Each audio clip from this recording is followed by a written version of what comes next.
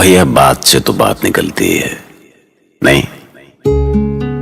तो जब द्वारका में कृष्ण और अर्जुन की बातें शुरू हुई, फिर बात हस्तिनापुर से इंद्रप्रस्थ तक होते हुए अर्जुन के दिल तक आ पहुंची। अर्जुन ने कृष्ण को राजकुमारी उलूपी और चित्रांगदा से विवाह की बात बताई तो बड़े खुश हो गए, क्योंकि उलूपी का नागलोक तो बहुत शक्तिशाली था ही। इसके अलावा चित्रांगदा की अपने राज्य और सेना पर बहुत गहरी पकड़ थी। कृष्ण स्त्री को हमेशा पावरफुल और इंडिपेंडेंट देखना पसंद करते थे। मैंने कृष्ण और अर्जुन के संबंधों को बहुत करीब से देखा है। मैं आकाश हूं, वो आंख जो सब कुछ देखती है। मैंने कृष्ण का प्रेम देखा है तो दुर्योधन की नफरत भी देखी है। वो सिर्फ इसलिए भीम को मारने निकल पड़ा था कि उसने काशी की राजकुमारी बलंधरा को स्वयंवर में जीत लिया था, पर हुआ कुछ और ही। रुक जा भीम, बस तो इससे एक कदम भी आगे नहीं बढ़ सकता। यही होगा तेरा अंतिम संस्कार इसी काशी की सीमा में। चीख मत दुर्योधन, तेरी चीख से मेरे कान के पर्दे फटने लगते हैं। देख, अभी भी कहता हूं, बिना बात मारा जाएगा तू। तेरे सैनिक तो मुझे देखते ही भाग खड़े हुए। तू भी भाग जा यहां से, नहीं तो।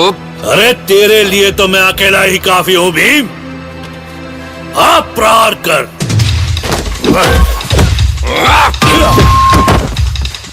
प्रहार किया तूने, मुझ पर प्रहार किया दुष्ट।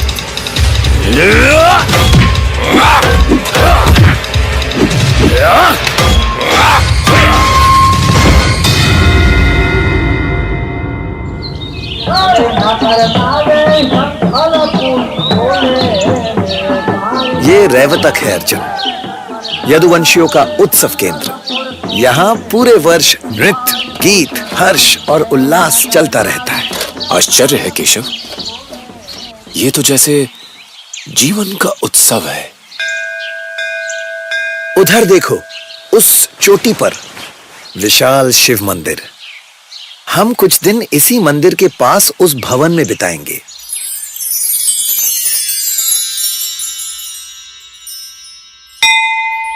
वाह, कितना सुंदर है ये भवन। जब भी एकांतवास की इच्छा होती है, मैं यहाँ आ जाता हूँ। भीड़ से अलग कुछ पलों का अपना ही सुख है। अच्छा, इधर आओ, ये देखो, भवन के झरोके से सागर की उछाल खाती लहरें दिखाई देती है। ये कौन है? आज तक मैंने किसी कन्या को ऐसे निर्भीक होकर रथ चलाते नहीं देखा। ये रैवतक है धनंजय, यदुवंशियों की राजधानी। यहाँ कन्याएं अपनी जीवन की दिशा स्वयं तय करती हैं। क्या हुआ, तुम्हारा ध्यान अभी तक उस कन्या पर टिका हुआ है अर्जुन? हाँ, अद्भुत है इसका सौंदर्य। लगता है तुम्हारा मन विचलित हो रहा है। हाँ वासुदेव, कौन है ये तरुणी? अब आगे भी चलना है या सारे प्रश्नों के उत्तर यही ढूंढ लोगे? आओ मंदिर में चलते हैं। हो सकता है महादेव के निकट तुम्हारा मन कुछ संभल सके। जाने ऐसा क्यों होता है केशव? देव दर्शन करते ही मन की गति थम जाती है, संसार झूठा लगने लगता है, विरक्ति के भाव आने लगते हैं। पर जैसे ही वहां से निकलता हूं, मन फिर से बेलगाम हो जाता है। सारा दोष इस मन का है पार्थ। मन को अनासक्त कर लो, सारे संकट दूर हो जाएंगे। अनासक्त होके इन विषयों के बीच रहो, फिर वो तुम्हें कभी बांध नहीं सकेंगे। आपका अर्थ है कि मैं योगी बन जाऊं? लेकिन संसार को छोड़े बिना कोई योगी कैसे बन सकता है केशव?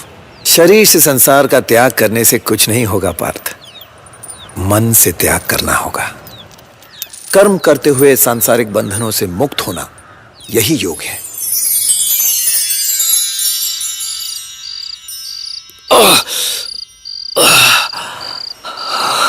तुम्हारे शरीर के हर इलाके से दुख भरी आवाजें आ रही हैं।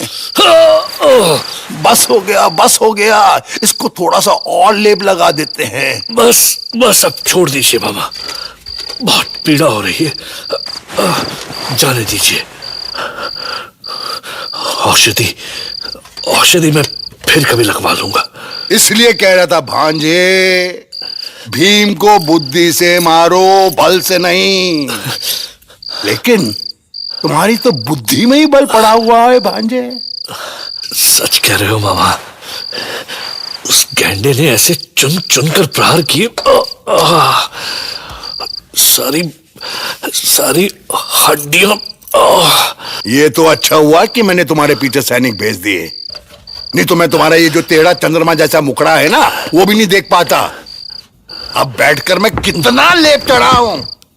ठहरो, वैद्य को बुलाता हूं। अरे नहीं मामा, किसी और को नहीं पता चलना चाहिए। मैं युवराज हूं, हस्तिनापुर का युवराज।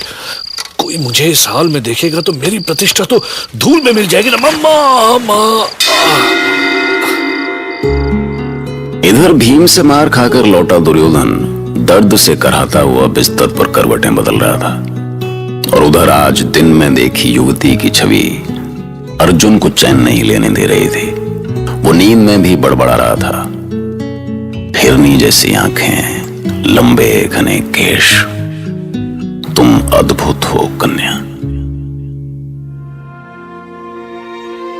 हिरनी सी आंखें, लंबे घने केश, गौर वर्ण, तुम अद्भुत हो कन्या। अर्जुन, अद्वितीय हो तुम। अर्जुन। केशव, आप सोए नहीं? मैं तो सो ही रहा था अर्जुन, पर लगता है तुम सोते हुए भी जाग रहे थे। क्या? मैं समझा नहीं। लगता है तुम उस कन्या के आकर्षण से मुक्त नहीं हो पा रहे हो। सच तो यही है केशव, पर आपने बताया नहीं कि वो रूपसी थी कौन। तुम जानते हो उसे? नहीं, पहले तो कभी नहीं देखा उसे, न इंद्रप्रस्थ में, न हस्तिनापुर में, और न कहीं और। नाम तो अवश्य सुना होगा। अब बता भी दो केशव। वो महाराज वासुदेव की पुत्री और मेरी बहन सुभद्रा थी। ओ, सुभद्रा? नाम तो सुना था उसका, पर देखा नहीं था। मां कहती थी उसके बारे में कि बहुत चंचल है वसुदेव की छोरी। बलराम उसे बहुत प्यार करता है, लाडली भगनी है वो उसकी। छोटी थी तभी से उसे शस्त्र विद्या सिखाता था। कृष्ण की ज्ञान की बड़ी बड़ी बातें भी एक बार में याद कर लेती थी वो। ठीक कहती है बुआ, सुभद्रा आज भी वैसी ही है, और अब तो वो अपने स्वयंवर की बातें करने लगी है। ये तो अच्छी बात है। स्वयंवर में क्या समस्या है? वो हमें सबसे छोटी है पार्थ, हम सबकी लाडली। सब अपनी पसंद के वर से उसका विवाह कराना चाहते हैं, और बलदाऊ तो ठान कर बैठे हैं कि उनकी लाडली का विवाह उसी से होगा जिससे वो चाहते हैं। तो बलदाऊ किसके साथ चाहते हैं सुभद्रा का विवाह? दुर्योधन से। क्या? दुर्योधन? पर दुर्योधन क्यों? क्या बलदाऊ नहीं जानते कि दुर्योधन कैसा कुटिल और अधर्मी है? तो क्या तुम्हारे पितामह भीष्म नहीं जानते कि दुर्योधन कैसा है? क्या उन्होंने छोड़ दिया उसे? वो अभी भी बंधे हुए हैं ना उससे। वैसे ही दाऊ भी दुर्योधन से बंधे हुए हैं। क्या दुर्योधन ने जो किया है या कर रहा है, बलदाऊ उस सब से अनजान है? उस दुष्ट अत्याचारी के साथ कैसे रह सकेगी सुभद्रा? दाऊ को तो लगता है कि दुर्योधन अपनी पत्नी के लिए योग्य वर, अपने संतानों के लिए योग्य पिता, अपने भाइयों के लिए योग्य भाई और माता पिता के लिए योग्य पुत्र है। किंतु वो कितना गिरा हुआ मनुष्य है। क्या हो गया है बलदाऊ को? क्या उन्हें समझाने वाला कोई नहीं है? नहीं अर्जुन, उन्हें कोई भी समझा नहीं सकता। दाऊ बलराम मेरे बड़े भाई हैं, उनके मान सम्मान की रक्षा करना मेरा धर्म है। यदि वो अपने परम शिष्य दुर्योधन के साथ अपनी लाडली भगनी का विवाह कराना चाहते हैं तो कोई उन्हें कैसे रोक सकता है? तुम्हारे माता पिता ने तुम्हें नहीं रोका तो मैं रोकूंगा दुर्योधन, क्योंकि तुम्हारे कुकर्मों ने कुरुकुल को मुंह दिखाने योग्य नहीं छोड़ा। मुझ पर लगाए गए आरोप झूठे हैं पितामह। मैं हस्तिनापुर का युवराज हूं, मुझे क्या लेना देना उन पांडवों से? ये प्रपंच बंद करो दुर्योधन। तुमने जो किया है उसे तुम अपने माता पिता से छुपा सकते हो, किंतु मुझसे नहीं। मैं किसी से कुछ क्यों छुपाऊंगा पितामह? मुझे किसी से कोई भय नहीं है। अवश्य, तुम इतने उद्दंड हो चुके हो कि तुम्हें किसी का भय नहीं रहा। पर मत भूलना कि यदि मैंने तुम्हें युवराज पद दिया है तो मैं तुम्हें इस पद से उतार कर फेंक भी सकता हूं, क्योंकि मेरे लिए कुरुकुल की मर्यादा और प्रतिष्ठा से बढ़कर कुछ भी नहीं है। मैंने कुरुकुल की प्रतिष्ठा पर कभी आंच नहीं आने दी पितामह। मुझे हस्तिनापुर की हर गतिविधि की सूचना मिलती है। मेरी आंखें वहां भी होती हैं जहां तुम्हारी कल्पना नहीं पहुंच पाती। इसलिए ध्यान से सुन लो कि अब यदि पांडवों की ओर तुमने आंख उठाकर भी देखा तो दंड के लिए तैयार रहना।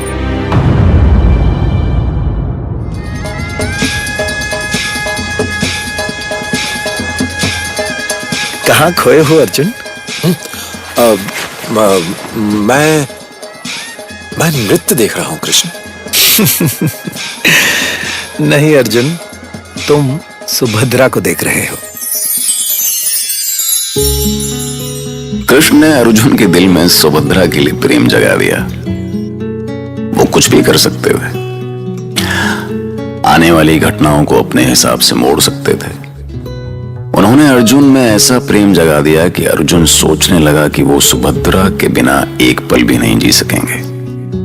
दरअसल अर्जुन कृष्ण के जादुई प्रभाव में आ गया था, पर सवाल यह है कि कृष्ण ने ऐसा क्यों किया? क्या चाहते थे वो? जानते रहिए, सुनते रहिए महाभारत।